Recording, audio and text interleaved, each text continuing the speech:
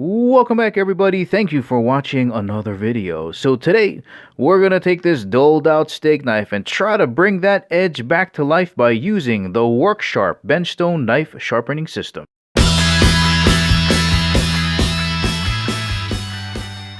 And as always, guys, if at the ending of the video you want to purchase a WorkSharp Benchstone sharpening system, make sure you check out the link in the description below. You got two components when it's coming out of the box. You got the base here, rubber feet on the bottom, get you some grip on your tabletop. And you got this tab right here that's going to hook right into this bar under here. Just fits in just like this. And you got a locking switch. So if you leave it unlocked like this, if you have a curved blade as you're sharpening along, it'll pivot like this, or you can lock it down so it doesn't move around. All right, you got your angle guides on the side that are held on by magnets. All right, so there's a 15-degree and a 20-degree guide.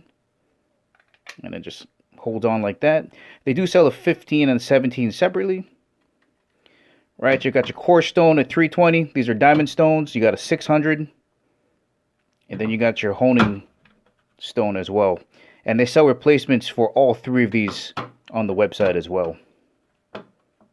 Alright, let's get a measurement in here so we get an idea for how big this is. Most of this will be able to fit in your kitchen drawer. 8 inches right here. So maybe 1.25 inches long. Okay, across this way.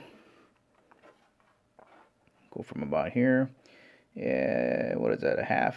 A little bit over a half. So there's a 2.5, maybe 2 3/4 thick this way, and then height-wise, let me see. Yeah, about 2 3/4 height-wise as well. All right, let's see how much this weighs here. Coming in at 14.3 ounces. Now, just as a weight reference, I filled up this 16-ounce bottle of soda just a little past halfway, and it weighs the same amount. All right, so here's the basic idea. We got these angle guides that are going to keep us at 20 degrees, and all we're going to do is hold it and go across this way. And you want to stop with the point halfway there. You don't want to keep rounding it off this way. So follow the angle guide and just stroke through. Right, here's a different view of the sharpener itself, and most likely you're going to be pushing the blade across this way instead of pulling it like here, but this is just to show you that you just take the flat of the blade, put it on the angle guide, and just let it drop down to the stone, and then work your way this way to the tip. Right, so flat to the angle guide, down to the stone, straight across this way. And you just keep repeating until you get all the way up to the honing stone. Right, now this steak knife doesn't have much of a curve here. It's almost flat all the way across. So I'm just going to keep the stone locked. I'm going to just go like this, all the way to about there. Again, you don't want to go all the way to the edge. You want to stop it right in the middle, just like that. Now, if your knife has a bigger belly in it, a bigger curve on it, you can, if you want to, unlock the stone and work the pivot. So as you're coming across this way, the stone will pivot with the curve of your knife. But for now, it's going to keep it locked in. And then if you have any questions about what stroke you should be using, you can consult the manual. Basically, if you're using the pivot, you're going to use more of a perpendicular or a straight diagonal line for that. And if you're using it locked up, it's going to be more of a curved motion like this. Again, in the instruction manual. All right, I'm going to get started here. And again, you don't need to put a lot of pressure on here, just very light strokes. I think I'm done with the 320 grit. Thought I'd show you what the edge looks like there. Still kind of jagged. Large scratches in there. About to move on to the 600. Just a quick reminder, you just want to be really patient. Get your flat on the guide. Make sure that it's square, and then just push through. Take your time, light pressure. All right, 600 is done. And you can see that the edge is starting to look a little bit nicer. Scratch is a lot less grainy, of course, than on the 320. Now I'm going to hit it with the honing / polishing stone. Should have a pretty decent edge. I got one last tip when you're sharpening on the Benchstone, or for that matter, if you're going to sharpen on any sharpening stone, and that's simply don't forget to put support out toward the tip of the knife. You want to have nice, consistent, even pressure all the way through your stroke, and if you forget this support, you're going to miss the very tip here. So again, flats on the angle guide, support all the way through and across. Alright, here's what the edge looks like after being on the honing stone. We can see how that light picks up this polished edge right down here on the bottom. Alright, that 600 grit is not going to take out all those fine scratches, but this did give us a much improved cutting edge than what it was before. Let's see what we're dealing with here. Oh yeah, very good. Nice. Let's try the other corner. Yep. Now this took a while to do. Let me explain why.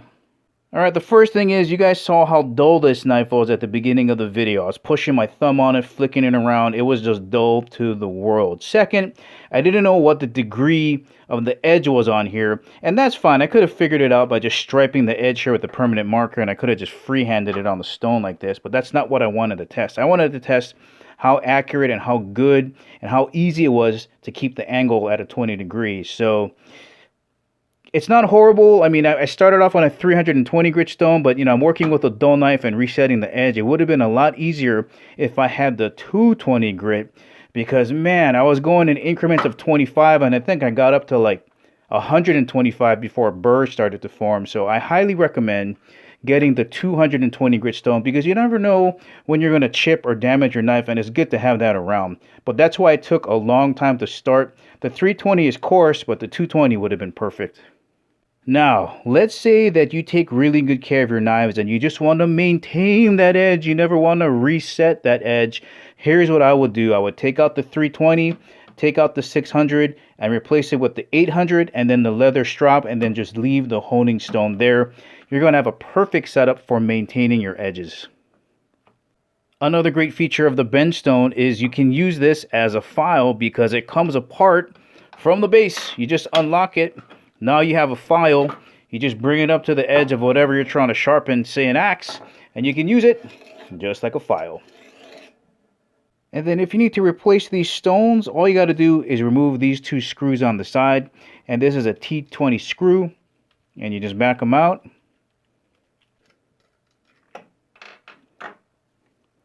Move the holder, and then once these two clips fall out, basically just slide out the old ones and slide in the new ones. That easy. Just a couple of things about these diamond sharpening stones. You got to treat them just like any other kind of stone or sandpaper. If it gets too loaded full of stuff, it's not going to cut as effectively. So you just got to make sure you clean them off. Soap and water, maybe just a toothbrush, lightly clean it off, dry it off, and put it back on. And I also thought I'd point out that on the back of these, look, there's a lot number. So these guys are really into quality control. If there's an issue with the lot number, they can just pull them. So that's a nice touch. Even got the logos back there from WorkSharp. Nice. Well, alright guys, this has been your look at the WorkSharp Benchstone knife sharpener. We took this dead to the world knife edge, we reset the edge angle, and now it can cut again. Super compact, you can fit it in your drawer, and this is going to sharpen just about everything you got around the house. Remember guys, if you want to purchase this knife sharpener, make sure you check out the link in the description below. Thank you for watching. I'll catch you in the next video.